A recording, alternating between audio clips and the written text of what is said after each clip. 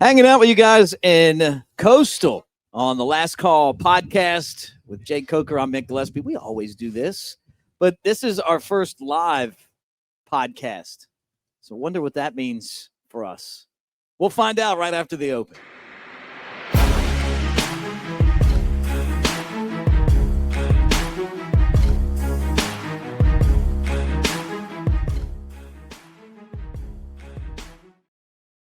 All right, what do you say, guys? What's up, man? Good to see you. Man, not too much. Hoping we show up and don't have a trap game this weekend. Yeah. I've got a rum drink, and I'm hanging out here on the beach. I feel like you'd have a rum drink if you weren't at the beach. Yeah, I would. But this one's good. And it even says beach on there. Look at that. It's got the orange. So I want to thank all the gang at Orange Beach at Coastal for letting us hang out. We got a special guest coming on the podcast. Check us out on the next round format. We're brought to you by Pearl River Resort, Philadelphia, Mississippi, the Azaleas, the Oaks, two amazing golf courses. Dancing Rabbit, you're the guy I see on the commercials, the Pearl River commercials. At least right now, because I heard there's another guy coming, going to be on some of these commercials. Getting replaced pretty quick. I think you're going to be on there too. I'm a little nervous. I've never done a commercial before. Hey, you did one with you, but I was like just there, quiet, just smiling, doing your thing, shaking my head. Yes.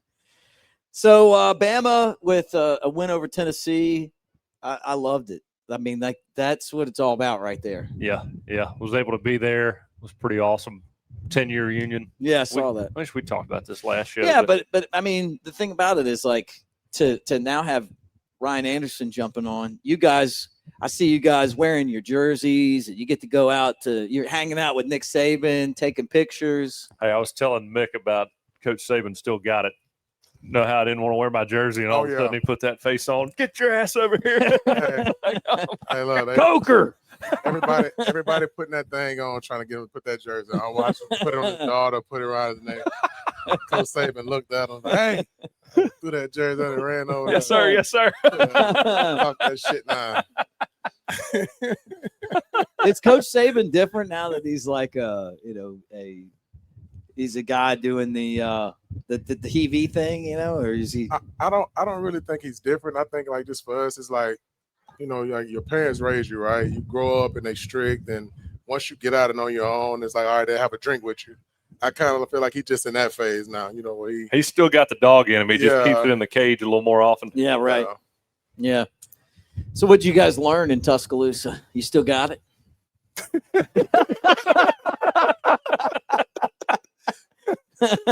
Definitely had to knock a little rest off me. When you were there, did you look at the some of the guys, like the players, and think like you could still wing it with them? Yeah, we were walking out for the coin toss. I told Ryan, I was like, man, these Tennessee captains look a little small. Hey, the whole time we're doing this thing, man, like me and Coach trying to figure out, we just navigating. It's like, hey, you shake their hands, we'll go. Like, nah, I ain't shaking hands.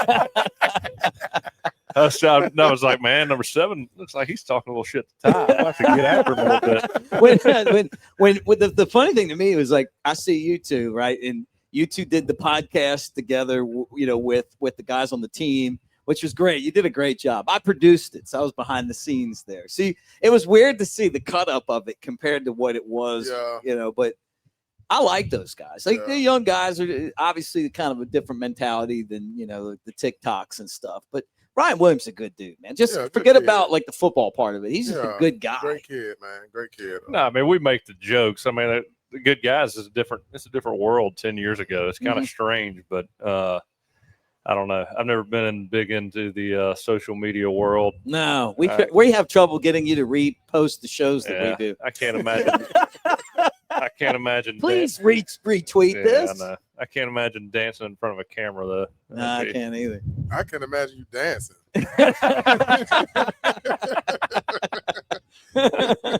That's so true. He's got some moves though. You play a little Toby Keith and Animal comes out. Yeah. Dog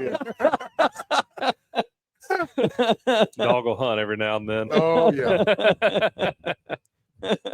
That's so funny. I'm just watching like all the videos coming out when you guys were on the side. I'm like, oh, there's Ryan. Oh, there's Jake. There's Jake. Oh, there's Jake again. Yeah. I see Shank. There's Jake. He slid right up into that limelight, didn't he? I did. And he hated. That's what's I so was just crazy there. because he actually hated me. That's what's so like so. I know funny he does. about But I'm that. just giving him a hard time. Yeah, I mean, him and That's that other what's so quarterback funny, St. though. Paul's like two different people, man. One guy's running for lieutenant governor. Oh,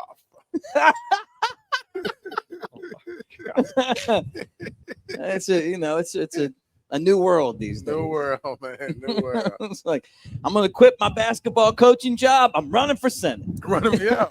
I lost 6 straight times to Alabama. I'm gonna be the governor. Right. I'm fine with that. Look, I He seems normal. don't. I mean, I like Bruce Pearl though. I really Yeah. do like Bruce Pearl. Is he gonna run for? Paul Feinbaum's talking about running. For I asked him. I asked Paul on the show. He wouldn't give me a clear answer. Really? Oh yeah. You He should have went right in at I it. did. You know me. Yeah, I mean, Yeah. like I even mean- more. You should have said, Paul, I don't that your skate. You know, like he I would wanted do you. answers. No, he was like, no, but I hear AJ's running. I was like, he's already got the he answers questions like a politician already. Yeah, we knew that about Paul. You were on the Paul Feinbaum show. Why didn't they have you on, Ryan? I ain't very politically correct. They can't have me on shows like Hey, that. the only reason I got to the barricade and they stopped me and they asked me who I was, and the only reason I got in is because one of the security girls thought I was Ty Simpson. Get out of here. Yeah. You I guys kept all wondering look what she the was same. talking about. She was like, I know who that is. She's like, you're doing a great job. You get out there tomorrow and you win this game. I was like, yes, ma'am. All right. Can I walk in? You guys all look the same. It's hard to tell you apart. You and Ty. I guess AJ. me, Ty Mack, and AJ. Is that what you're getting at? You and Ty even talk alike. All right. All right. Hey, Ty's look. I know we're not. I'm not there yet where I'm going to say that he's going to win the Heisman. But man, I have nothing but respect for the way that the guy plays the game. I'm He's there. a humble guy. I'm there. You're there. I'm just trying not to jinx him. No, I'm all in. Damn, a jinx me. I'm all in on the kid. Yeah.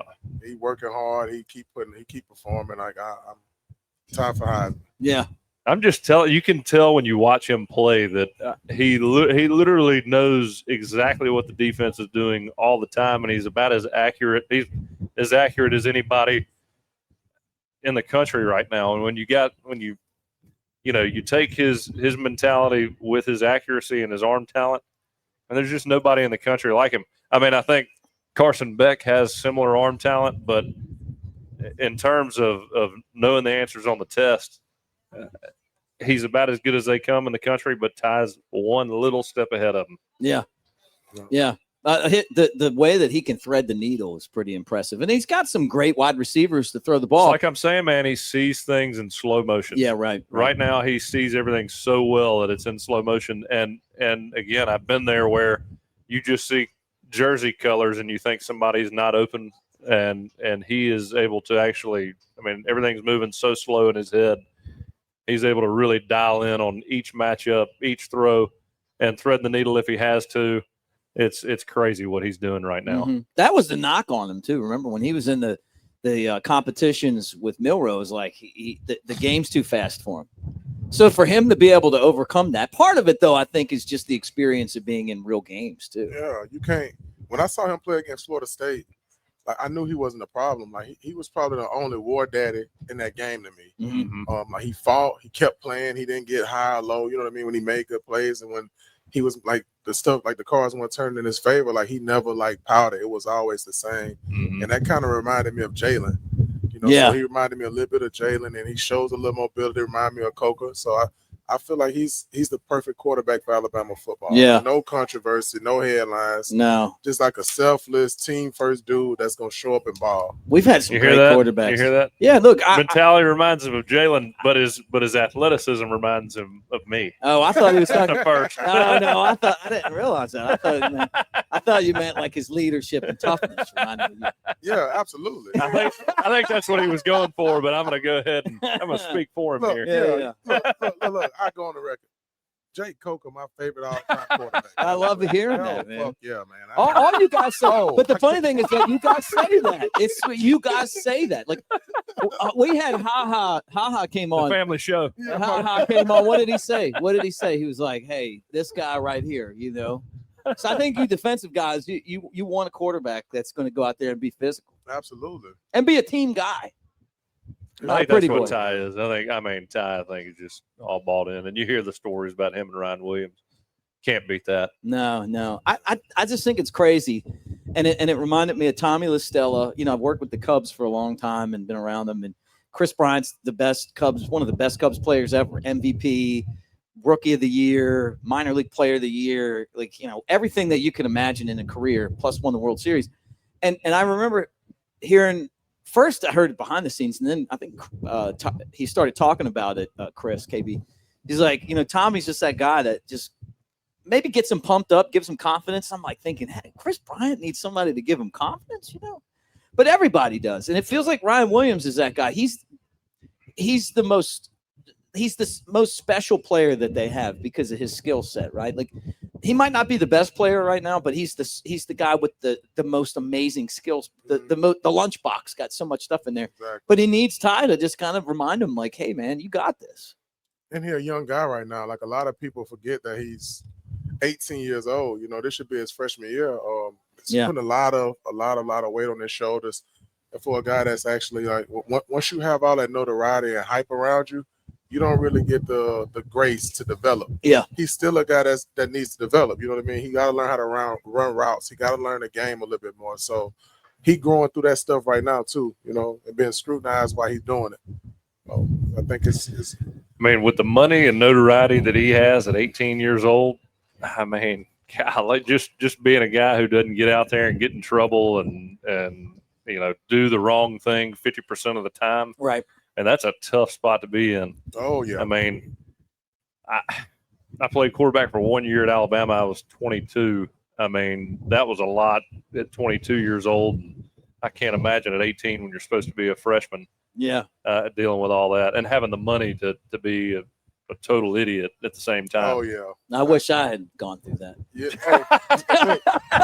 Coco said, sign me up for the money. They say a lot about the kid character because I don't know if I'd have made it. Yeah, no, I don't either. I mean, you're exactly right. I don't know. Everywhere. It's hard to get up and go out and do something when you got a bank full of money. Yeah, and then I'm 18. And I'm 18. I'm 18. Yeah.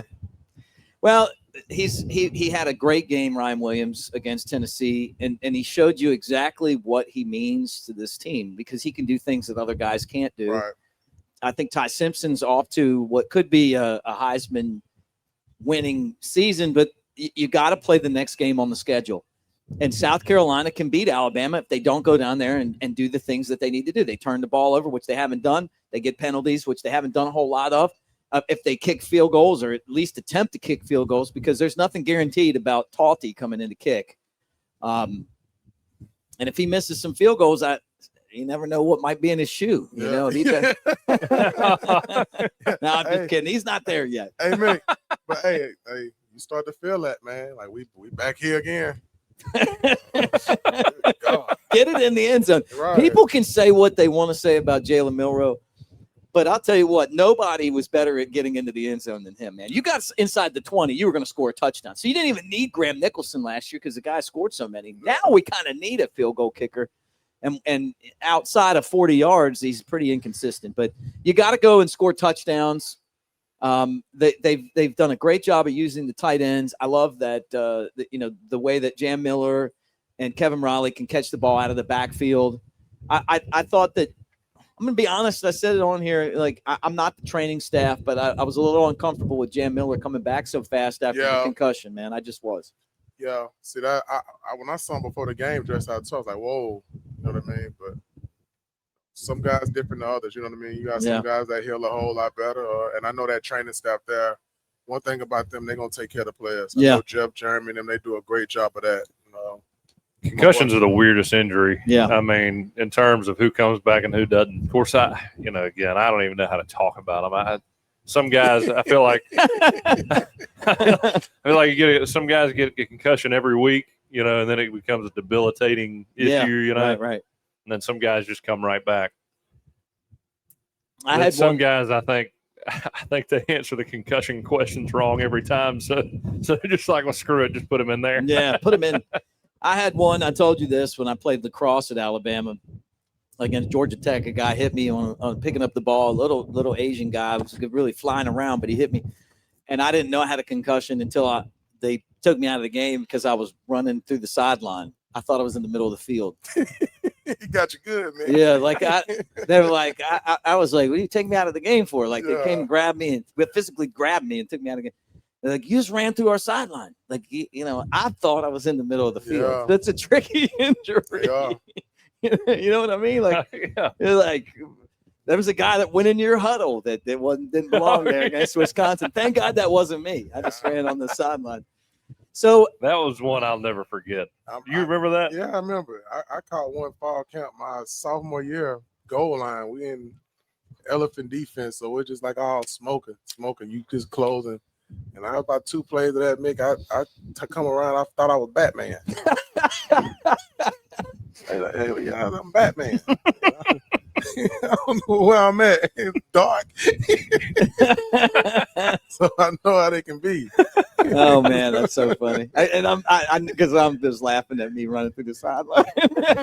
You feel like you're just making plays. Had no clue. I just remember them being like, "You got a concussion." And I'm like, "No, I don't." I just scored. I scored 1 goal against Georgia Southern, man.